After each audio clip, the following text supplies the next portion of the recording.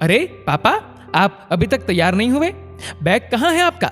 चलिए मैं पैक करती हूँ। नरेंद्र बाबू ने एक उदास नजर निशा पर डाली और बोले, बेटा मैं कहीं नहीं जाऊंगा, ये घर तेरी माँ की यादों से भरा हुआ है। निशा की आंखें भर आईं। पापा, माँ को गुजरे 6 महीने हो गए हैं, आपकी तबीयत भी ठीक नहीं है, ऐसे में मैं आपको अकेले नहीं छोड़ सकती। आप मेरे घर चल रहे हैं मेरे साथ। बेटा मैं तेरे घर कैसे रह सकता हूँ? बेटी के घर का तो लोग पानी तक नहीं पीते हैं, फिर वहां तेरे सास ससुर भी है, उन्हें मेरा वहां रहना कैसे अच्छा लग सकता है? आखिर हूं तो मैं एक बाहरी आदमी। पापा वो लोग ऐसे नहीं हैं, वो मेरे साथ बहुत अच्छे हैं, और नवीन भी तो आपका कितना सम्मान करते हैं। निशा नरेंद्र बाबू का हाथ अपने हाथ में लेकर बैठ गई। पिछली बार आपको शुगर का अटैक आया था, कितनी मुश्किल से ठीक। कहते हुए उसकी आंखों में आंसू आ गए।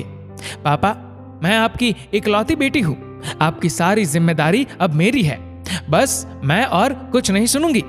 नरेंद्र बाबू सोच में डूब गए कि दामाद जी ने तो एक बार भी नहीं कहा। हाँ, इतना जरूर कहा था कि पापा हम आते रहेंगे आपसे मिलने। निशा तूने दामाद जी को पूछा? अरे पापा, उनकी और मेरी राय अलग थोड़ी ही है। निशा नरेंद्र जी को लेकर अपने घर आ गई। उसके सास ससुर समधी को अचानक आया देख चौंक गए। नवीन ने भी पैर छुए और कहा, अच्छा किया पापा जो आप कुछ दिन के लिए यहाँ आ गए। नरेंद्र बाबू वहां रहने तो लगे, पर उन्हें लग रहा था कि शायद दामाद जी और उनके माता पिता उनके यहाँ आने से खुश नहीं हैं। एक दिन नरेंद्र बाबू लॉन में घूम रहे थे कि अचानक उन्हें नवीन की आवाज सुनाई दी। निशा, पापा यहाँ पर कब तक रहेंगे? निशा बोली, ऐसा क्यों पूछ रहे हैं आप? वहां पर उनका है ही कौन, और उनकी तबीयत भी ठीक नहीं है। अरे तुम समझ नहीं रही हो, हमें तो अपने घर में ही अजीब सा महसूस होने लगा है। हमें किसे? अच्छा, मम्मी पापा जी ने कहा आपसे। अब तुम जो भी समझो। अरे वहां पर उनकी अच्छी व्यवस्था कर सकती हो। नरेंद्र बाबू और नहीं सुन सके, कांपते हुए कदमों से वापस कमरे में आ गए और वापस लौटने की तैयारी करने लगे। निशा बोली, पापा ऐसे कैसे जाएंगे आप? नरेंद्र बाबू उसे डांटने लगे। निशा, मेरी फिजूल में चिंता मत करो, अपने पति और सास ससुर का ध्यान रखो बेटा, मैं अपना ख्याल खुद रख सकता हूँ। बेटा बहुत दिन हो गए, अब जाना चाहिए। निशा कहती है, मैं नवीन से बात करती हूँ, अभी आपकी तबीयत ठीक नहीं है, जब आप ठीक हो जाएंगे तो मैं आपको खुद छोड़ाऊंगी। नहीं निशा, देखो मैं तुमसे नाराज हो जाऊंगा। सुबह का वक्त था, सो निशा नाश्ता बनाने लगी।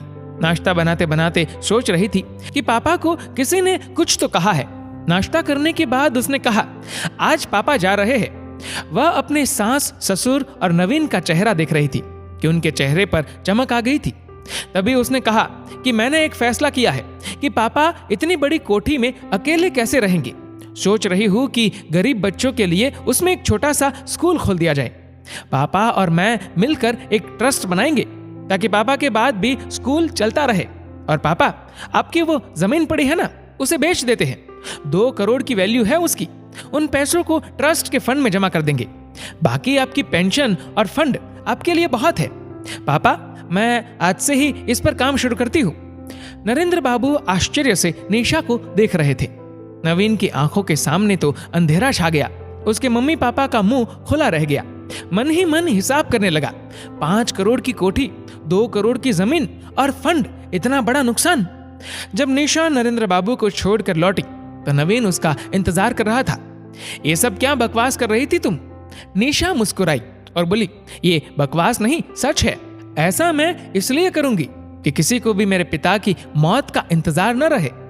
पापा ने मेरी शादी पर ऐसी कौन सी चीज है जो नहीं दी? नवीन गुस्से से बोला, ये तो उनका फर्ज था। फर्ज सिर्फ लड़की के बाप का होता है, क्योंकि उसने लड़की पैदा करने की गलती की है। मैं अपने पापा की इकलौती बेटी हूं, तो क्या मेरा फर्ज नहीं था उनकी देखभाल करने का? वो भी ऐसे वक्त में जब उनकी तबीयत ठीक नहीं और उन्हें सहारे की जरूरत है। माफी चाहती हूँ कि उनके कुछ दिन यहाँ रहने से सबको तकलीफ हुई। मैंने कभी तुम्हें तुम्हारे फर्ज निभाने से नहीं रोका नवीन। अपने सास ससुर की सेवा में भी कोई कमी नहीं रखी। तुम मुझे मेरे पिता के प्रति मेरा फर्ज निभाने से नहीं रोक सकते। उसकी आवाज में दृढ़ता थी। नवीन खामोश होकर उसे देख रहा था। दोस्तों, इस वीडियो को लेकर आपकी क्या राय है नीचे कमेंट करके जरूर बताएगा। और अगर आपको वीडियो अच्छा लगा हो तो वीडियो को लाइक करेगा, शेयर करेगा ज़्यादा से ज़्यादा लोगों तक।